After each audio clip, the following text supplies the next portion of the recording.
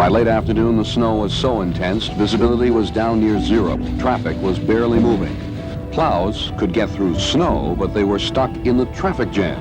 Time and snow were working together to fashion what later would be called the plug, an enormous frozen snowbound traffic jam which would immobilize the Rhode Island interstate highway system. Some drivers found their cars looted by vandals.